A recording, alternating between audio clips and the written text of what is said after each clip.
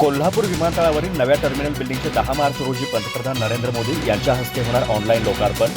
खासदार धनंजय महाडिक यांच्याकडून कार्यक्रमाच्या पूर्वतयारीची पाहणी. टर्मिनल बिल्डिंग लोकार्पण सोहळ्यानंतर कोल्हापूरची हवाई सेवा अधिक विस्तारणार, खासदार महाडिक यांची ग्वाही. केंद्र आणि राज्य शासनाच्या आर्थिक सहाय्यातून कोल्हापूर विमानतळावर नवी सुसज्ज टर्मिनल बिल्डिंग उभारण्यात आली आहे. 270 कोटी रुपये खर्चाची ही इमारत म्हणजे आता ड्रीम प्रोजेक्ट असून लोकार्पण सोहळ्यानंतर कोल्हापूरची हवाई सेवा अधिक विस्तारेल, असे खासदार धनंजय महाडिक यांनी सांगितले. 10 मार्च रोजी पंतप्रधान नरेंद्र मोदी यांच्या हस्ते टर्मिनल बिल्डिंगचा ऑनलाईन लोकार्पण सोहळा होणार आहे. या कार्यक्रमाच्या पूर्वतयारीची आज खासदार धनंजय महाडिक यांनी पाहणी केली.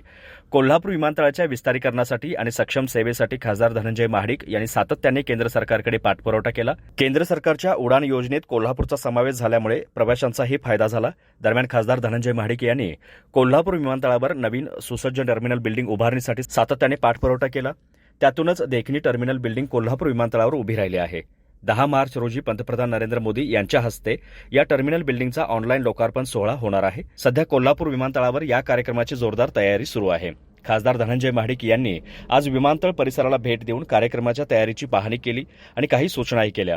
यावेळी त्यांच्यासोबत विमानतळ संचालक अनिल शिंदे, प्रशांत वैद्य, सिद्धार्थ भस्मे, दीपक जाधव यांच्यासह अन्य अधिकारी उपस्थित होते. नजीकच्या काळात कोल्हापूरची हवाई सेवा अधिक विस्तारली जाईल आणि नव्या 3 ते 4 मार्गावर हवाई सेवा सुरू होईल, असा विश्वास खासदार महाडिक यांनी व्यक्त केला. 10 मार्चला पंतप्रधान नरेंद्र मोदी कोल्हापूरसह देशातील 16 विमानतळांच्या विविध कामांचा शुभारंभ आणि उद्घाटन सोहळा ऑनलाईन पद्धतीने करणार आहेत.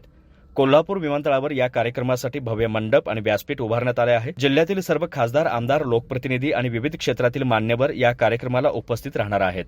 कोल्हापूर विमानतळाची अत्यंत देखणी इमारत लवकरच प्रवाशांसाठी खुली होणार असून हा ड्रीम प्रोजेक्ट पूर्ण होत असल्याचा विशेष आनंद आहे, असेही खासदार धनंजय महाडिक यांनी नमूद केले.